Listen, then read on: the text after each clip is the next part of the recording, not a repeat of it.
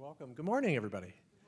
I am really glad to be here, and thank you for coming and to listen to this, and I hope it is a blessing to you. So just a quick word about who I am.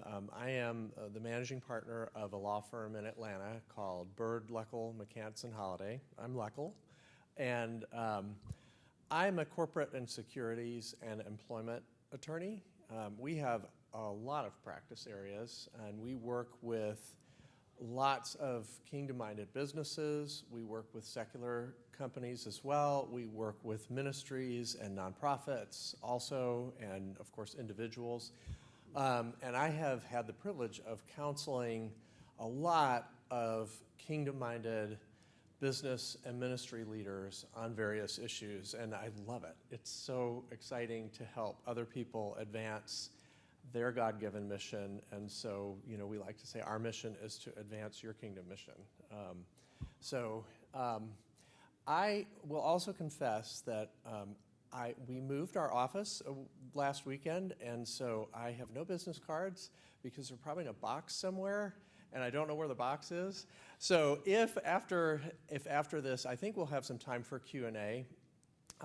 But if you want to get in touch with me, or you'd like me to get in touch with you for anything after this, I'm going to put just a simple piece of paper and a pen, and if you wouldn't mind writing your email address down, I'll be glad to connect with you that way. So apologize for no business cards. They have the wrong address anyway. So we're going to talk, Brad and I are both going to talk today about the legal climate for Christian businesses. And as a transactional and employment lawyer, I'll probably come at it from a different perspective than Brad. Brad's favorite thing to do is sue Planned Parenthood, he says. So you can kind of guess, which I like too, but I don't sue anybody. I try not to, and it's just not my thing. But there are still lots of ways in which the type of work that I do, transactional law, contracts, corporate structuring, employment issues, really require the application of Christian principles in a very thoughtful way. So we're going to talk some about that. We're also going to talk about some things that you can do to strengthen your business in the current climate. So with that, let's get started. You know what this is. And it's a big storm, and it's headed our way. But I think as Christian business leaders, we often feel like we are in the midst of a storm. And I know I feel that way often. It feels like the storm is just unending, and it's tiring, and you kind of feel suited up for battle, and everybody's mad at each other. And of course, we feel as though people are opposed, openly opposed to what we value, what we believe in, what we want, the mission that we want to advance, the gospel lived out. But we have to remember as Christians that the storm, as big as it looks, is not the only thing. And in fact, if we were to zoom out a picture of the U.S., most of the U.S. today has beautiful, clear skies. It's just here. And so this actually is like a little dot. So we're in the middle of the storm, but it's really not the only thing, or even the main thing. What is the main thing is that God's sovereignty, His work, His commands, His principles, the truth, remain as robust and binding on us and the whole world as in seemingly more peaceful times. And so, in fact, He's the rock, and we need to plant our feet there. And so we're being tested now, in part, by how firmly we plant our feet on that rock and obey Him in the midst of the storm. Because it's easy, we think, to obey when everything is nice and easy. This is when the rubber really hits the road. So in the legal realm, this means that we, as Christian business leaders, we need not only to play a good defense, because we feel like we're being attacked, but we also need to play a strong offense by obeying Him and living this out in all the things that we do. So This next quote right here is one of my favorites by sort of a personal hero, Abraham Kuyper, who I could riff on him all day. But you may not know him unless you went to a Dutch high school and college like I did, so because he was a Dutch prime minister. But he was also the prime minister of the Netherlands, founded a political party, founded a newspaper, founded a university, and was an ordained minister in the midst of the turmoil of the Industrial Revolution in continental Europe and the beginnings of the rise of modern secularism. And this is what he said: there's not a square inch in the whole domain of our human existence over which Christ, who is sovereign over all, does not cry, mine. And that is true right now, as it always has been. So we really have no excuse for abandoning our obedience to God's commands in the midst of the storm. All right, so now let's look at some scripture. I love to go right back to the beginnings of the world in creation and to the beginnings of the church. So we're going to look at a couple of verses that are from those time periods. So you all know this. God created man in his own image. So focus on the word created and image. And God blessed them and said to them, be fruitful and multiply. That's another word to keep in mind. And fill the earth and subdue it. So we've got created, image, multiply. And you will be my witnesses. There's the fourth word, witness. I'm sorry. The Lord God took the man and put him in the Garden of Eden to work it and keep it. So garden is another word you want to keep in mind. And lastly, you will be my witnesses in Jerusalem and in all Judea and Samaria and to the end of the earth. So this is not going to be a theology lesson only. This actually has practical application in the legal realm. So, but we take overarching principles from Scripture. So the first one, Julie, you'll know this one, because Russ says this all the time. God owns it all. So if Russ has spoken, he's probably said this today or this week. But God owns it all. He's sovereign over all. He created it, and therefore it's his. It's not ours. It's his, which is really freeing. That means that the earth, everything in it, you, me, and every other human being in the world, whether we like them or not, he created them. And they are image bearers. So he made us in his image. So we have to think of everyone, ourselves, other Christians, our friends, our neighbors, employees, people we do business with, competitors, political opponents, people who sue us, people who are working against what we believe. They're still all image bearers of God. That has never changed. It has always been. They are all image bearers of God. And so from that flows the obligation to treat everyone, whether we agree with them or not, whether they're coming after us in some way or not, we still have to treat them with dignity and the love of Christ and care about their interests and seek their welfare, tell and live the truth, and show mercy and grace. Wow, this is a lot to load into a legal world, isn't it? So there's another one, multiplication.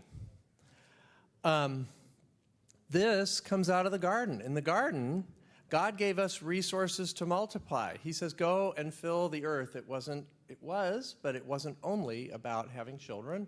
It was also, God planted them in the garden and said, go work this. All these resources, amazing. Go do something, multiply the benefits that are there. So what does that mean? That means that in the Christian mindset and in God's economy, there's no zero-sum thinking. You're not really allowed to go there. There are plenty of people who think that way, but that's not what we're allowed to do. We get to be constructive and go for the win-win because we're seeking after the interests of others, even as we look after and steward what we have. And then finally, the Great Commission.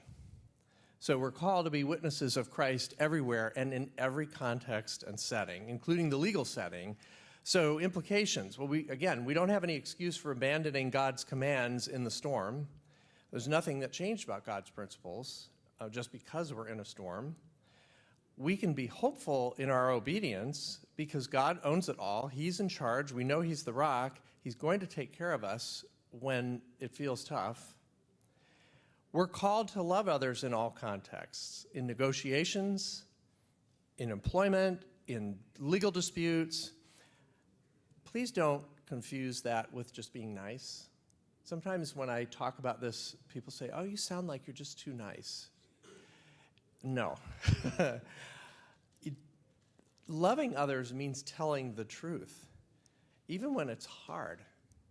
It means making tough decisions and trusting God that he has everybody involved in his hands. He has all the resources, he has your company, he has the employee that you have to fire in his hands.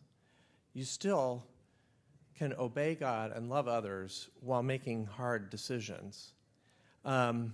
It also means being a good steward and showing mercy and grace to those who seemingly oppose us or what we believe in. So we can seek and understand the interests of others. Frankly, seeking the win-win produces better results for everybody. You get a stickier business relationship.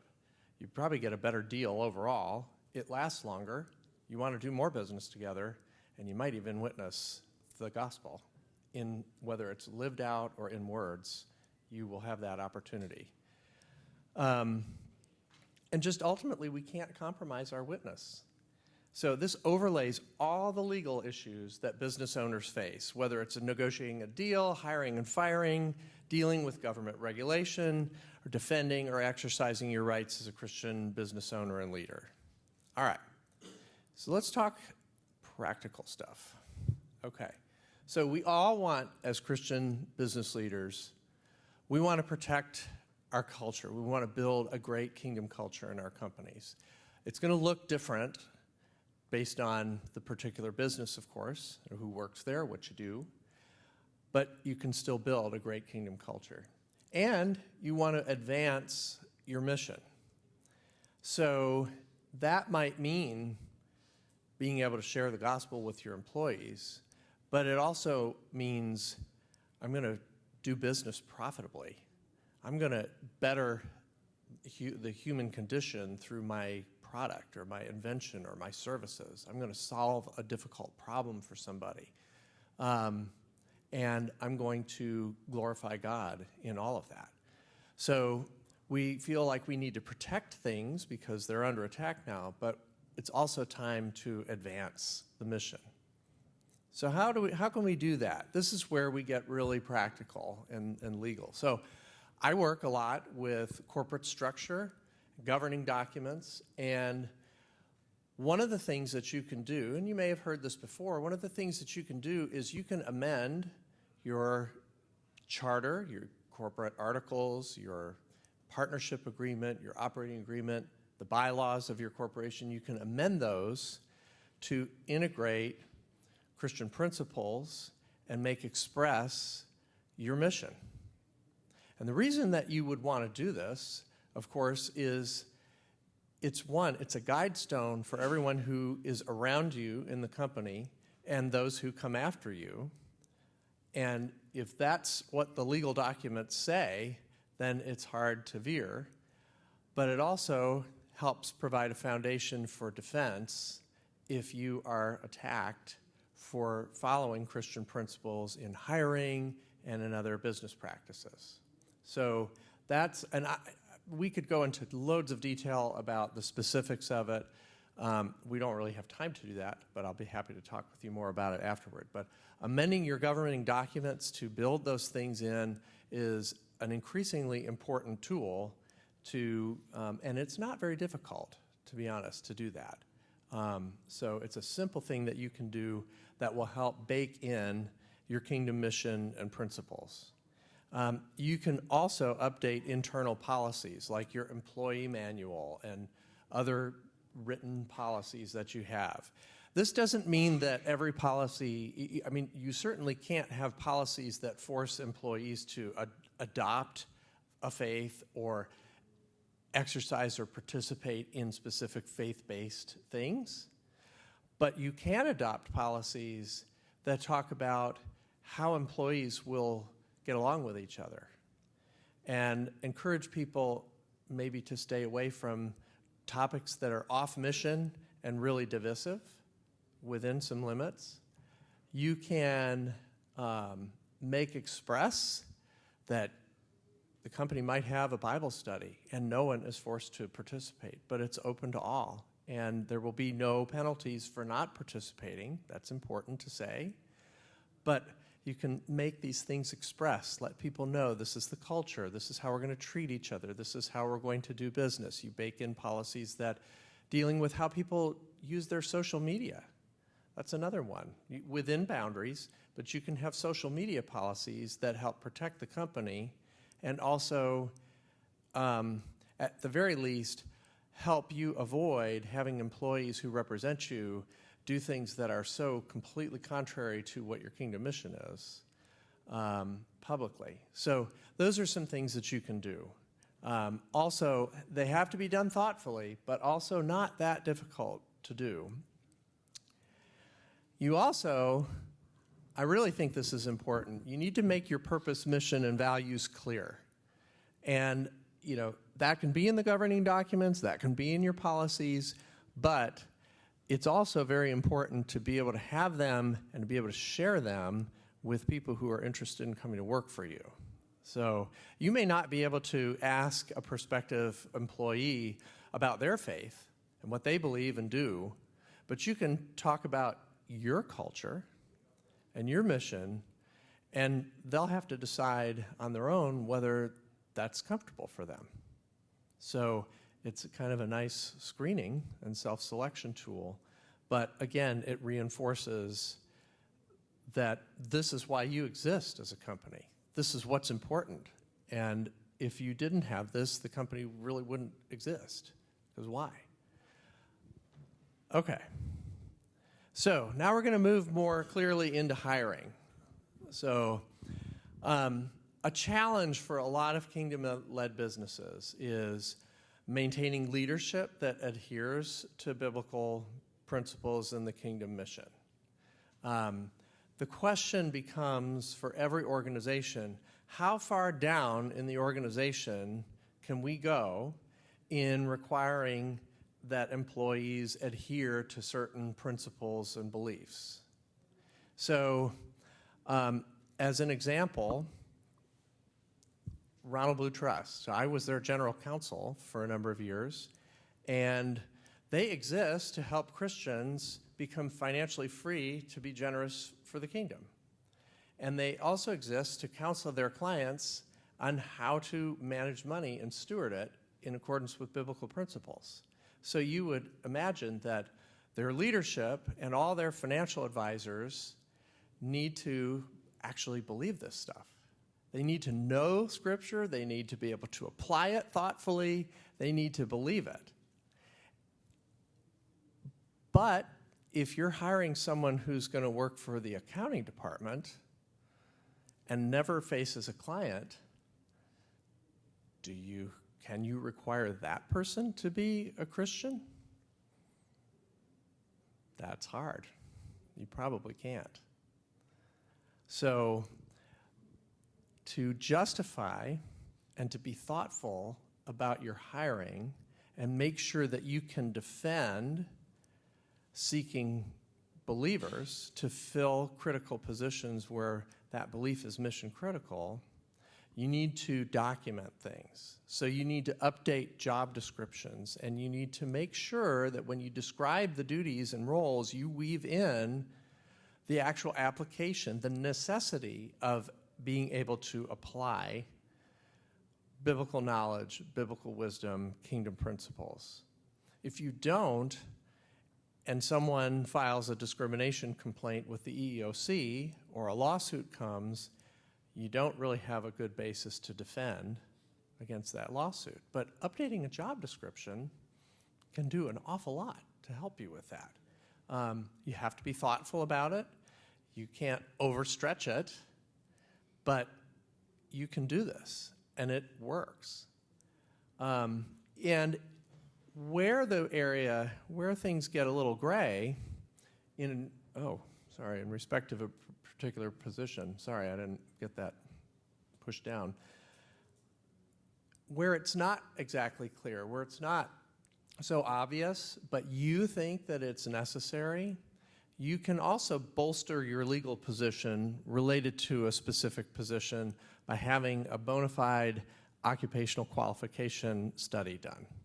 So that typically involves a lawyer who looks at the position and comes up with kind of a more specifically legally grounded justification for why this position actually needs a Christian or a person of a particular set of beliefs in that role. So if you really do have an accounting position that requires a believer, that's probably one where you're going to want what they call a BFOQ study in your file.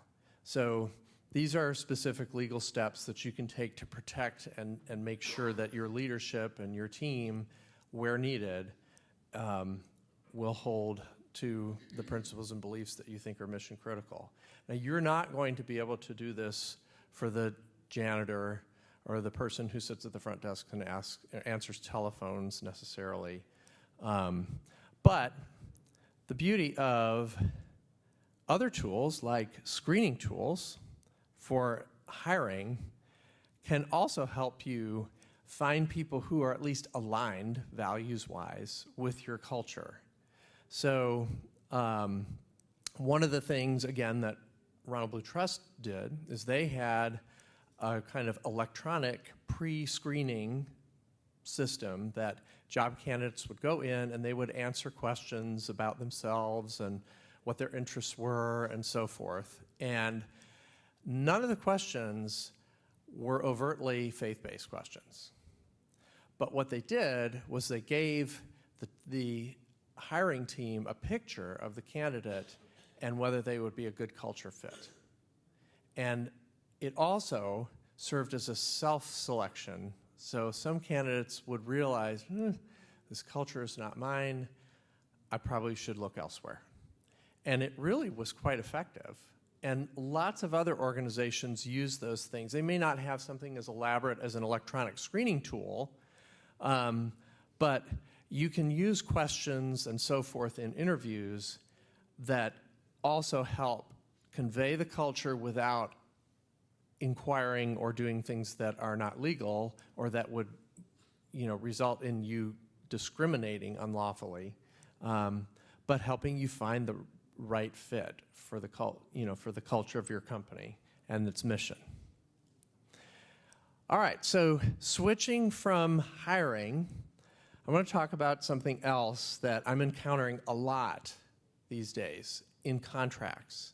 So, as you know, the current administration is reinterpreting a lot of regulations and laws in ways that may or may not have good legal grounding.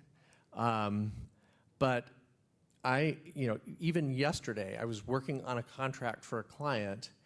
Our client is going to provide some services for a rental car company that you would know. Well, the rental car company happens also to be a service provider to the federal government.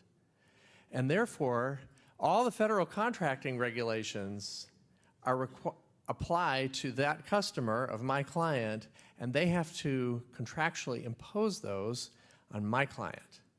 So there's this paragraph in there that has a long list of the employment non-discrimination regulations that they have to follow. And those regulations, when I was looking at them yesterday, have been rewritten so that they include sexual orientation and gender identity and gender expression. That's challenging for Christian business leaders because those things can cause problems. And of course, you may feel this is immoral, this is against what I believe, and things like that. And that's all understandable to, have those feelings and thoughts. So you need to be careful when you're entering into contracts that if those things kind of creep in, or if you're dealing with someone who may have contracts with the federal or state or even local government agencies, you may encounter requirements along those lines. Now, I'm not necessarily saying that if you become subject to those requirements that you're going to have problems, because it might be aligned with other kingdom callings that we have as business leaders, not to discriminate against people who are engaged in those lifestyles or identities, because there's also a mercy and grace component that we have to apply in dealing with those people. And so, but I'm just pointing it out because it's coming up all the time now. I'm seeing this a lot. So you need to be careful with those things and at least know what you're getting into. The last thing, well, second to last thing is grace and mercy.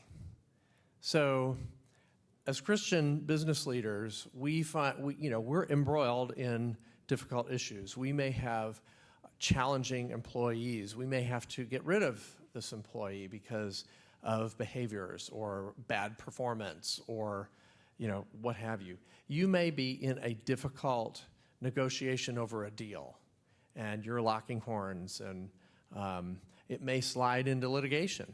You may have business litigation. Of course, I wasn't able to be in Kelly's presentation this morning, but I know that he will have talked about lawsuits that are brought against business owners because they exercise their religious free exercise rights or their free speech rights, and in a way that somebody thought was discriminatory and so forth, and that's been very difficult. Again, we can't forget that we are still always called to grace and mercy in these things, even though we can be wise as serpents and gentle as doves. So an example, with permission from Mike McGraw over here, who's one of my clients, I'm going to tell a story about an example of this. So Mike's company is a manufacturing company, and they had an employee who is male and revealed that he was struggling with gender dysphoria. That is a term that I think 2 years ago I had never even heard of. And, that might be the same for you. But this man had an honest struggle with it, and he shared with Mike just how hard it was. He wasn't looking to transition to become a woman. He just was really struggling with this. And it was affecting his performance and his attendance at work. And so I got a call, and we talked about how to address this employee. And first, we looked at the law, and we said, what does the law have to say about it? Well, I looked at the Americans with Disabilities Act, and realized this fits. It's a psychological condition that fits within the parameters of the Americans with Disabilities Act. And in fact, just a few weeks ago, I think it was the Fourth Circuit Federal Court, was the first federal circuit court that ruled expressly that gender dysphoria is indeed a disability under the Americans with Disabilities Act. So we had to address it by offering accommodations, entering into a dialogue with this employee to figure out what kind of accommodations we could make, because he needed medicine, he had counseling appointments that he had to go to, and so forth. But there was also the thought, like, wow, what if we need to let this guy go because performance or behavioral issues don't improve? And we had, it was clear, you can't let him go because he has this. You have to let him go for an appropriate legal ground that can't be viewed as discriminatory. And so we were able to show grace and mercy, and Mike and his company, they did a fabulous job of caring about this man who really was struggling. And Mike, I'll give you a chance if you want to comment on that. If there's anything you want to add. Yeah, it was just eye-opening to me because all of a sudden you're looking at somebody who's depressed, suicidal, and you feel for them. So it was like a new experience for me. So before that, it was all, oh, these people that are, they're crazy or whatever. All of a sudden it's personal, And the other thing I'll say is that the reason we were able to let him go is because God helped him to have like a freak out one day, and he started throwing stuff around for something like totally unrelated. And I called Kevin, and he was like, "Yes, you can let him go. He's being violent at the workplace." So Yeah. God took care of it. Yes. So, and as part of that process, the advice I gave to Mike and that I give to my clients when these issues come up is document, document, document. You're always documenting so that if you do have to let somebody go or make a difficult decision related to an employee, or really any other kind of business decision that could involve, non-discrimination regulation and things like that, you need to document so that you've got a nice file that shows you have a non-discriminatory reason for the decision that you made. And so, Mike's company was very gracious to this man. They gave him time to go to his counseling appointments and things like that. His performance still suffered, so we were documenting that he wasn't doing his job well. And then finally there was this incident in the workplace where he became violent and he was throwing things and, it was scaring employees and things like that. And that was a terminable offense. So if you document and just wait a little bit, these things often resolve themselves, and you don't need to fire somebody because they're gay or they're dressing in an inappropriate way or they're struggling with an identity. Other issues tend to follow, and if you can minister to and care for those people, maybe it will help them and they can resolve, but sometimes the issue resolves the way you want to if you're patient, and you can do it legally, but you need to document. So those are kind of, I'm going to turn it over to Brad now because he needs some time to share some things with you, but those are some very practical ways in which I encounter regularly helping Christian business owners defend their culture and advance their mission. So, Brad? Okay, thank you. I appreciate it. You bet. I'll get your slideshow up here. And I'll just use this. This is fine. Very good. Wasn't that a great presentation? Yes. Okay, thank you. Yeah, Kevin was very gracious. He was very gracious to me because I didn't bring my laptop, and he was very quick, without hesitation, to say, "Use mine." So, thank you. I appreciate that, Kevin. And very good. See, lawyers can be nice, right? And I know we have a bad reputation, but I want to set the record straight. It's the 99% out there that give us 1% a bad reputation. That's good. You guys laugh. Thank you. I do a lot of preaching at churches, and one church I did that, and I said that, and they just went, "Yep." I thought that was a joke. Okay. How many heard of Pacific Justice Institute before? Raise your hand. How many get our regular updates? Raise your hand high so people can see it. Okay. Number you already get them. In the back, I don't know if we could have those passed out. Could you help me with that? Those little brochures, and we have some the larger brochures. If we can pass both of those out, that'd be great. We at Pacific Justice, I founded it about 25 years ago, so we just experienced our 25th anniversary. I know what you're saying. How can that be when he looks so young? No, the gray gives it away. But anyway, we founded it 25 years ago with the help of Attorney General Ed Meese as a chairman of our advisory board. God has since blessed it. We now, fast forward, have offices, 27 offices in 20 states, coast to coast. Every major blue blotch on the map, we have an office. And not the red blotches on the map, but the blue blotches. And we defend religious freedom, parents' rights, sanctity of life, all without charge. And what makes us sort of unique is that we don't just cherry pick the high-profile cases. We work hard to make sure that everyone gets help, that no one is ever left on the side of the road, ever, when it comes to those issues. And so we've been very active and very engaged in a major way. You know, when the churches were shut down, I know Kelly mentioned this when he spoke, which he and I go way back as friends. But one thing that I wanted to add was that we did get a decision from the Supreme Court on that issue. California shut down the churches and then opened everything but the churches. And it was so extreme. We went into the Ninth Circuit, we lost. We filed an emergency writ with the United States Supreme Court. And the Supreme Court, Kagan, Justice Kagan, anyway. I have them in the same category, sort of. But anyway, except Kagan's smarter. But so Kagan goes ahead, and she, instead of putting thumbs down, Justice Kagan sends it to the entire court, Supreme Court. Supreme Court in just 3 days, great things happen in 3 days. In just 3 days, ruled 6-3 that the governor of California is violating the constitutional right of these churches, ordering him to open those churches immediately.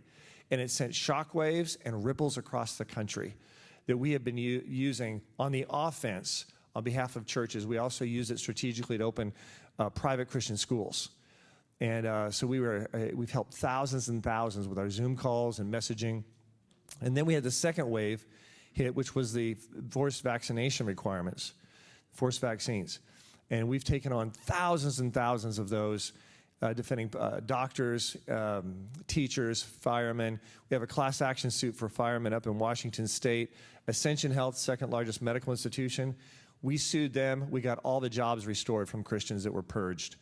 Amtrak, same thing. So I could go on and on just all day talking just about that litigation, but I'm not for sake of time. But the point is that we're active, and if you ever know anyone needing assistance, call us immediately, because we want to make sure everyone gets help, and that's really important as we move ahead. As far as on the issue of some of the other challenges, real quick, in Seattle, we're defending a women's spa. It's a Korean spa. So that's the non-modest kind of spa, okay? Well, a man wants to go in. He says, hey, I see myself as a woman. And they go, no, you're not.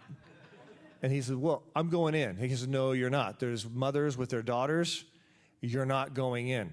He reports it to the state of Washington. The Human Rights Commission files a lawsuit against them to shut them down. It's Christian-owned entity, Korean Spa. We are representing them in court, and the case is moving up. It's going to be a very important case.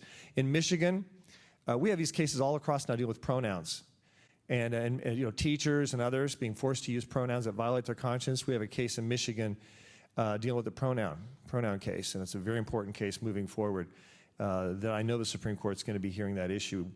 And then in New York, in a prison, you have a jail cell where there's 2 Christian women behind bars. Well, a man is put in their jail cell who says he's a woman. And then he raped the 2 women. And now we have a lawsuit against the state of New York for what they're doing. Very aggressive litigation. I agree with one thing Kelly mentioned also, is that how optimistic things are moving forward. We are very optimistic because of the appointments by one of the greatest presidents in my lifetime, President Donald Trump. And I've been very encouraged about his Supreme Court appointments, his federal court appointments. Humongous game changer. And it's true. We've seen a huge revolution in terms of religious freedom precedents like nothing I would have dreamed of. Reversal of Roe versus Wade, something I would have dreamed of. And I will say, as far as parents' rights and parents' rights litigation, that's the next front that we are working very aggressively, because we deal with parents' rights, to see great precedent established, and in addition to challenges of public education and the garbage against our kids. So we're seeing tremendous challenges, but great, incredible opportunities moving forward. Now I'm going to talk about, go through right now some of the specific ways that you're empowered. We at Pacific Justice, we litigate. We've got all these offices here to serve you, but we like to empower So we're going to give you specifics on how you can legally evangelize in the workplace. And I appreciate the great job that Kevin did, because I'm able to skip a couple points at least, because he did an excellent job covering his points. So I really appreciate that. Now, this requires some technology here, so I'm going to push a button and see what happens. Excellent. I love it. Okay, push the button. That's what Ronald Reagan's famous quote. No, anyway, it was a little joke. He didn't know the mic was on, and Ronald Reagan, you remember this? He goes, well, okay, in 5 minutes, I'm going to push the button. And it was on, and the Russians heard it and went on high alert. It was... So anyway, yeah. All right, I just had to throw that in. All right. So faith in the workplace. We also have a training video, by the way, that goes along with 2-part training video, free. All our resources without charge. So we talked about the vaccine cases already, major cases in litigation. We helped countless numbers of businesses who needed assistance to prevent them from making unwise decisions. So on how to protect themselves from being sued from one side and protect themselves from being sued on the other side and prevent them from having to lay off employees. Very, very keen and strategic. So if you ever have any kind of issues like that, just call us immediately, and we've helped a lot of businesses. Unfortunately, some businesses like Tyson Foods weren't so bright and have made some bad decisions and will be held accountable. Also the LA Police Department, so to name a few. A mission statement, business names, that was sort of already covered. Bottom line, you can be very reflective of your business, and it's to your advantage, as was mentioned, to be very reflective of your business because of the Hobby Lobby precedent. A closely held company is a person pursuant to religious freedom, and therefore, if you're very articulate with that, it's going to protect you, and I'll move on. So that's very important. Hiring, once again, that's already covered. Key point is in the hiring process, be very open with your faith. Let them know who you are, what you are, without asking about their faith. And what I've noticed, a little side note here, is you ask the question. So I'm not going to ask you about your faith. I'm not allowed to do that. Wouldn't do that. But would you feel comfortable, after what I've just described, working for an organization or business like ours? And you may see, yeah, sure. What is my head telling you? It's funny, human nature, they just, so that tells you. Another one is, sure. And that's it. And that tells you, and what I do is I use the power of the pause. So when they say sure, I go.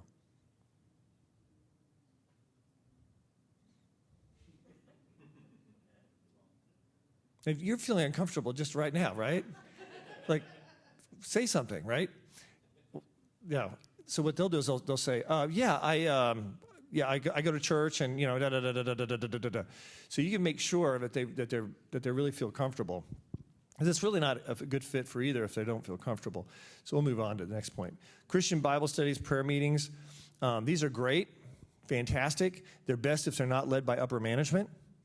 Okay, it's best the lowest person on the totem pole. What's even better is to bring in a corporate chaplain, marketplace chaplain, or corporate chaplain. Very effective. And actually, I encourage people bringing those into their companies anyway for all kinds of ministry purposes.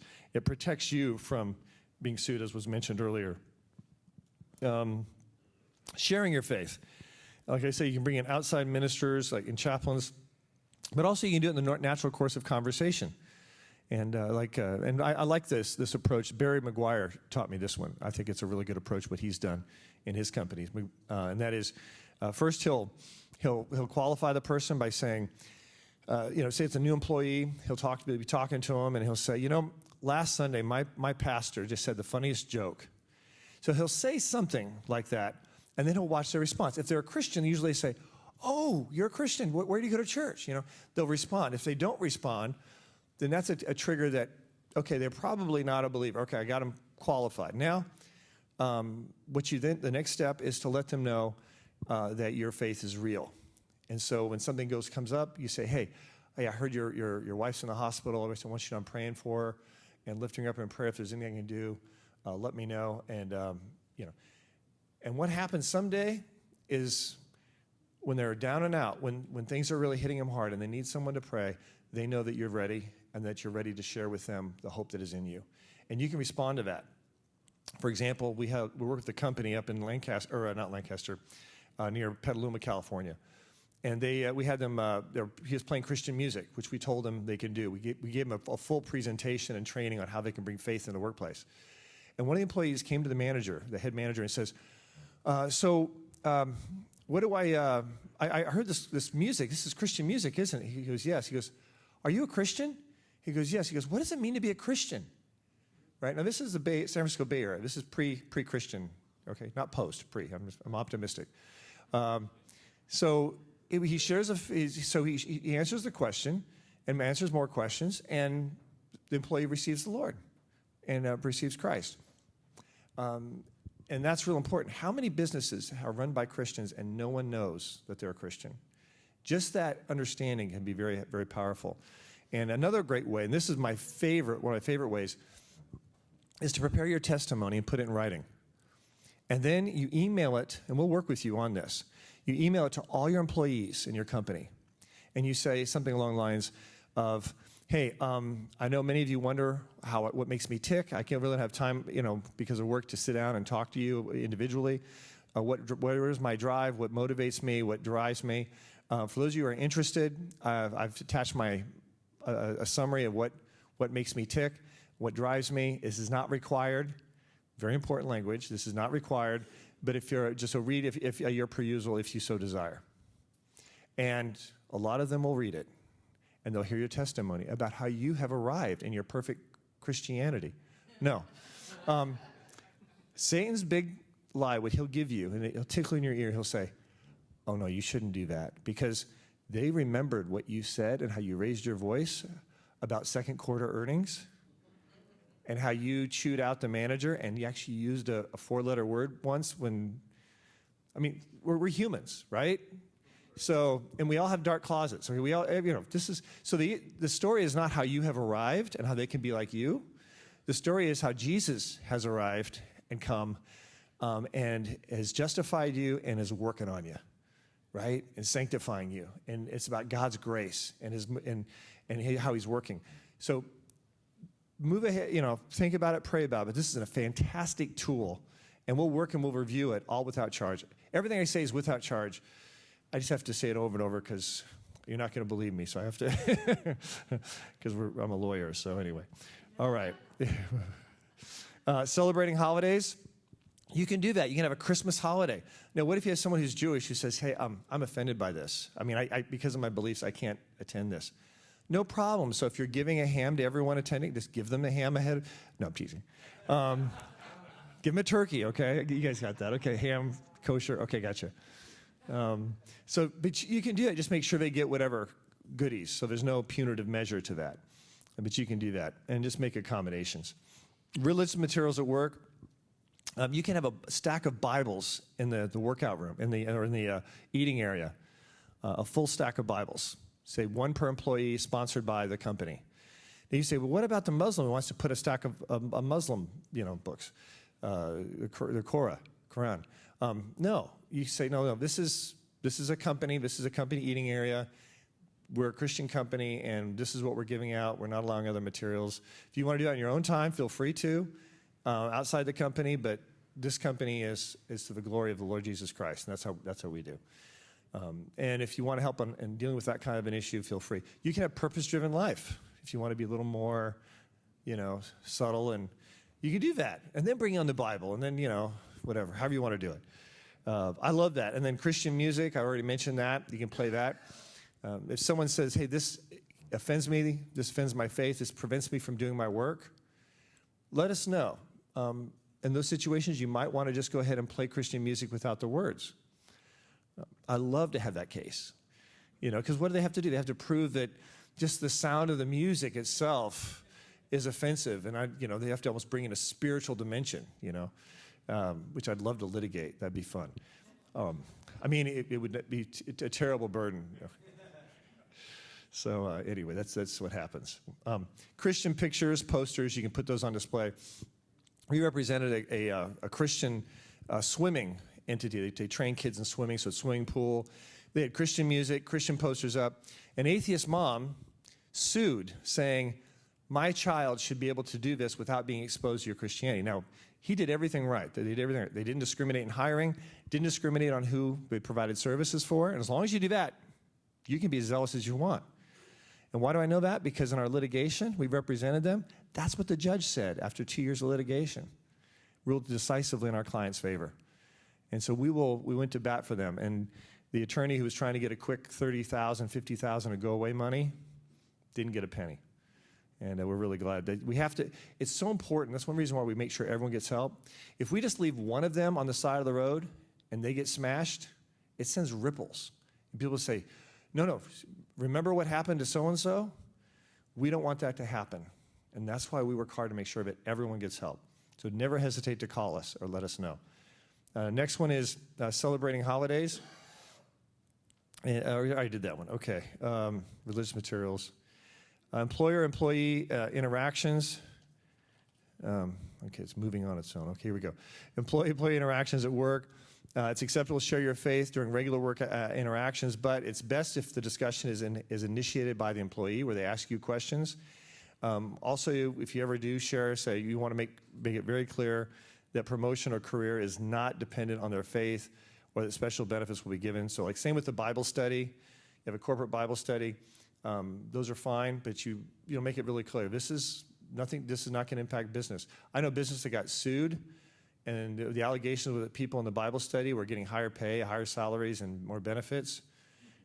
Turns out in the litigation, they discovered actually the people in Bible study were getting lower pay, lower benefits, because I guess they weren't working as hard. I don't know what the deal was, but it was an interesting lawsuit. But I guess the person assumed something that wasn't the case. But once again, it goes back to what you mentioned so well, Kevin, which is keep track specifics in terms of employment. And sometimes as Christians, we want to be real nice, like, oh, I don't want to tell them, so I'm just going to make it real encouraging. You don't want to do that. Be honest.